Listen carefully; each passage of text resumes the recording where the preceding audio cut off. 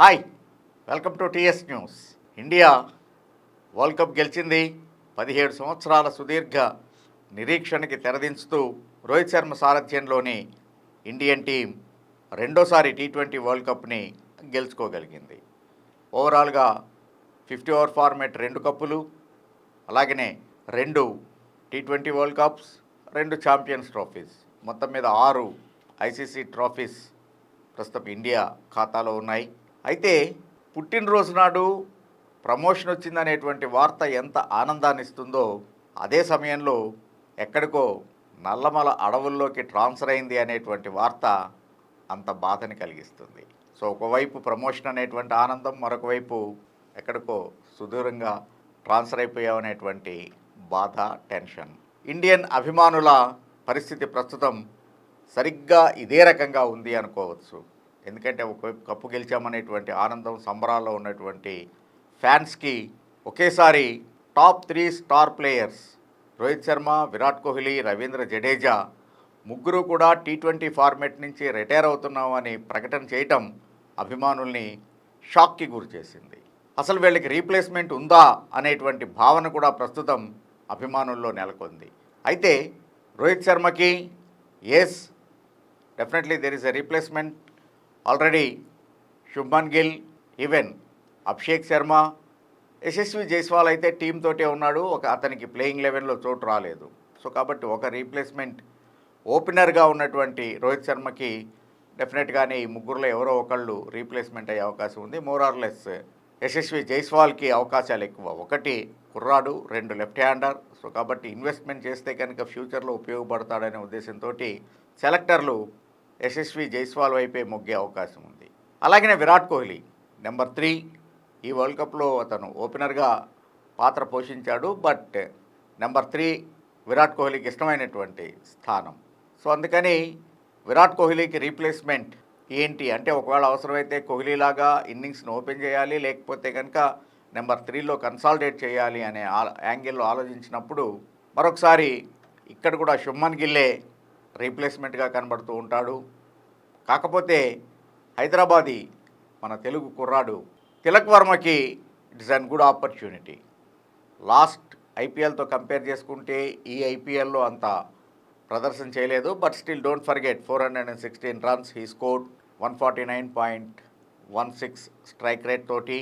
కాకపోతే 2023 విషయంలో చూస్తే కనుక ఏకంగా 165 స్ట్రైక్ రేట్ ఉంది. కాబట్టి అతనికి ఇండియన్ టీంలో కొన్ని అవకాశాలు వచ్చాయి. అయితే అనవసరమైనటువంటి గ్లోరీ షాట్స్కి ప్రయత్నం చేసి తన వికెట్ని పారేస్తాడు, తన వికెట్ని ఇచ్చేస్తాడు అనేటువంటి ఒక రకమైనటువంటి భావన అయితే అతని మీద అందరికీ కలిగింది, అటు అభిమానులు కావచ్చు, సెలెక్టర్లు కావచ్చు. సో అందుకనే కమింగ్ అప్ జింబాబ్వే సిరీస్ కూడా తిలక్ వర్మని సెలెక్ట్ చేయలేదు. ఈవెన్ రీప్లేస్మెంట్గా కూడా అతన్ని తీసుకోలేదు. నితీష్కి రీప్లేస్మెంట్ తిలక్ వర్మ ఉంటాడు అనుకున్నాం, అది కూడా జరగలేదు. సో అందుకని తిలక్ వర్మ కనుక తన గేమ్ మీద కాన్సన్ట్రేట్ చేసి నిలకడతనాన్ని కనుక కనపరచగలిగేట్లయితే డెఫినెట్గా ఫస్ట్ చాయిస్ రీప్లేస్మెంట్ తిలక్ వర్మే కనబడతాడు. ఈవెన్ సంజు శాంసన్, ఎందుకంటే సంజు శాంసన్ టీంతో ఉన్నా కూడా అతన్ని ప్లేయింగ్ 11లో ఎక్కడ అకామిడేట్ చేయాలి అనేటువంటి పరిస్థితి ఖచ్చితంగానే సెలెక్టర్లకి, క్యాప్టెన్కి కూడా కలుగుతూ ఉంటుంది. అందుకని కోహ్లీకి రీప్లేస్మెంట్గా Sanju Samson will be the better choice. అందుకని అగైన్ అటు శుభ్మన్ గిల్, తిలక్ వర్మ, సంజు శాంసన్ వీళ్ళ ముగ్గురులో కూడా ఒకళ్ళు కోహ్లీకి రీప్లేస్మెంట్గా కనబడుతూ ఉన్నారు. తర్వాత రవీంద్ర జడేజా. కోహ్లీ అండ్ రోహిత్ శర్మ కప్పు అందుకున్న వెంటనే వాళ్ళ యొక్క రిటైర్మెంట్ని అనౌన్స్ చేశారు. కానీ ఒక రోజు తర్వాత రవీంద్ర జడేజా కూడా తన రిటైర్మెంట్ని అనౌన్స్ చేశాడు. ఈ వరల్డ్ కప్లో రవీంద్ర జడేజా పెద్దగా రాణించలేదు. అటు బ్యాట్తో కావచ్చు, బాల్తో కావచ్చు ఆకట్టుకునేటువంటి ప్రదర్శన ఒక్కటే లేదు, మ్యాచ్ విన్నింగ్ ప్రదర్శన ఒక్కటే లేదు.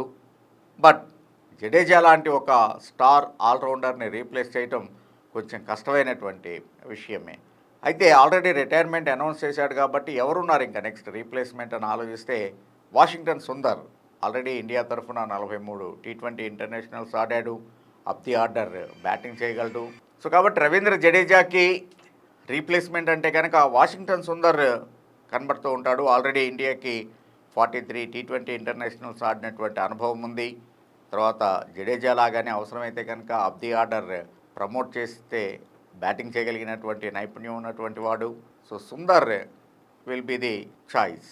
తర్వాత Krunal Pandya, Hardik Pandya elder brother. Krunal Pandya already ఆడాడు కానీ ఎక్కువగా పెర్ఫార్మెన్స్ చేయకపోవడంతో అతనికి మరిన్ని అవకాశాలు రాలేదు. సో ఇప్పుడు బహుశా కృణాల్ పాండ్యా వైపు సెలెక్టర్లు చూసేటువంటి అవకాశం ఉంది. ఎందుకంటే ఐపీఎల్లో కూడా చాలా చక్కగా రాణిస్తూ ఉంటాడు. Even Krunal can bat at number 4, number 5 positions. Plus Jadeja లాగా ఫాస్టర్ వన్ వేయటంతో పాటు కృణాల్లో ఉన్నటువంటి advantage, he can flight the ball to invite the batsmen to make a drive. So అందుకని ఆ ఎబిలిటీ ఉన్నటువంటి వాడు కాబట్టి కృణాల్ అవకాశాలని కొట్టిపారేయలేము. అలాగనే even Tamil Nadu left arm spinner Sai Kishore కూడా మంచి చాయిస్. ఆల్రెడీ డొమెస్టిక్ సీజన్లో ప్రూవ్ చేసుకుంటూ ఉన్నాడు. అలాగనే ముంబై ఇండియన్స్ తరఫున ఆడుతూ ఉన్నాడు. ఈ ఏడాది అతనికి ఎక్కువ ఛాన్సెస్ రాలేదు, but Sai Kishore will be a better choice. So ఈ రకంగా జడేజా కూడా ముగ్గురు రీప్లేస్మెంట్ ప్లేయర్లు రెడీగా ఉన్నారు అని చెప్పేసి అనుకోవచ్చు.